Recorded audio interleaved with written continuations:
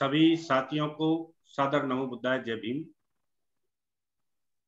बहुत से साथियों ने दो तीन बातों का जिक्र किया है कि रहने की, खाने की और रजिस्ट्रेशन शुल्क की क्या व्यवस्था रहेगी।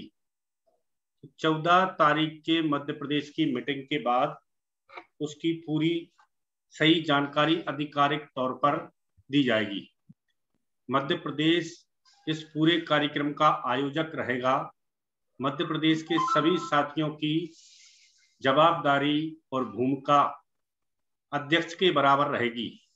जितने भी मध्य प्रदेश के जवाबदार साथी हैं वो अपने आप को इस कार्यक्रम का संयोजक और अध्यक्ष समझें। मात्र कमलेश जी इसके ध्वज वाहक रहेंगे, लीडर हैं, वो निर्देशन करेंगे और प्रत्येक मध्य प्रदेश का व्यक्ति इस कार्यक्रम का महत्वपूर्ण जवाबदार व्यक्ति रहेगा। ये मध्य प्रदेश के साथियों के लिए एक बड़ी चुनौती है। अभी तक हम देश के विभिन्न कोनों में इतने बड़े बड़े आयोजनों में उपस्थित रहे हैं, तो मध्य प्रदेश के साथियों के लिए ये बहुत बड़ा काम मिला हुआ है, ये जवाबदारी का काम है। और एक और निवेदन है सभी साथियों से कि इस कार्यक्रम में बोध गया जैसी सुविधाएं ना मिलने की उम्मीद आप ज्यादा समझें, क्योंकि बहुत बड़े पैमाने पर आने की साथियों की आवश्यकता है और व्यवस्था की गई है। तो इतने लोगों को एक साथ तत्काल व्यवस्था मुहैया कराना बहुत बड़ी चुनौती का कार्य होता है। इसलिए हमने कुछ साथियों को हम विदिशा में रोकने का प्लान माइंड एक्सरसाइज पेपर पे ला रहे हैं। कुछ लोगों को सांची में ठहरने का प्रस्ताव और व्यवस्था ला रहे हैं। कुछ साथियों को भोपाल में रोकने की व्यवस्था की जाएगी, और अलग अलग टीमों को अलग अलग व्यवस्था दी जाएगी, जिससे कार्य को सरलता से टुकड़ों में करके रखा जाए।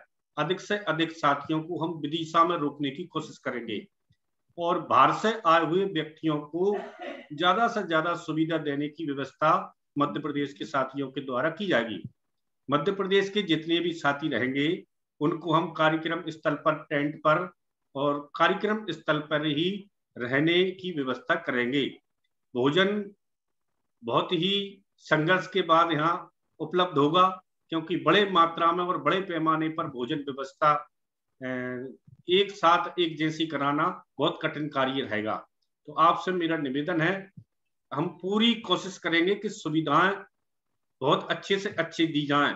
फिर भी जैसे BM पटेल साहब ने बताया कि आप 2 दिन ऐसा समझना कि हमको अच्छे से सोना भी नहीं मिलेगा, अच्छे से खाना भी नहीं मिलेगा, अच्छे से नहाने धोने के लिए भी नहीं मिलेगा। ये बाबा साहब के स्मृति दिवस पर एक कार्यक्रम जो आयोजित किया जा रहा है, ये वर्ल्ड हेरिटेज स्थान है। जैसे बोध गया है उसी प्रकार से सांची का कार्यक्रम और सांची का स्थल भी वर्ल्ड हेरिटेज है। और जो बोध गया में रैली निकली और बोध गया का जो कार्यक्रम हुआ, उससे भी विशालतम रूप में एक कार्यक्रम रहेगा। ये राष्ट्रीय नहीं, अंतरराष्ट्रीय टाइप का कार्यक्रम रहेगा। इसमें अन्य राज्यों के भिक्खु गण मान्यवर साहब के द्वारा आमंत्रित किए जाएंगे। ये बौद्ध संगति है, कई बौद्ध विद्वान भी अपनी इसमें बात रखेंगे, बुद्ध साहित्य का इतिहास रखेंगे।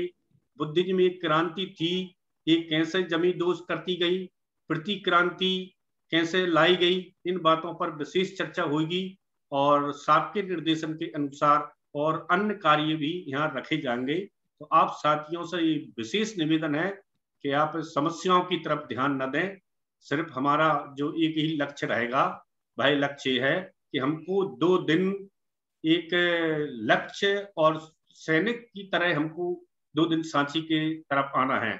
सैनिक 2 दिन अगर बॉर्डर पर तैनात कर दिया जाता है तो अल्प सुविधाओं में ही अपना वह 15-15-20 दिन बंकर में पड़े हुए निकाल देते हैं।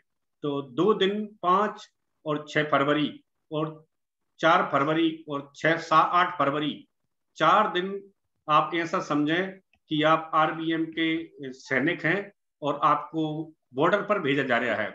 तो बॉर्डर पर भेजते समय अधिकतर सूखा सामान आप अपनी थैली में ही रखेंगे, पानी की बोतल रखेंगे, ये आपकी व्यक्तिगत जवाबदारियां रहेंगी। इन्हीं निवेदन के साथ मैं अपनी बात को विराम देता हूँ। जय भीम, नमो बुद्धाय। बहुत बहुत साधुवाद माननीय बादल साहब, आपने बिल्कुल सच्ची और अच्छी बातें कही, क्योंकि यही संगठन का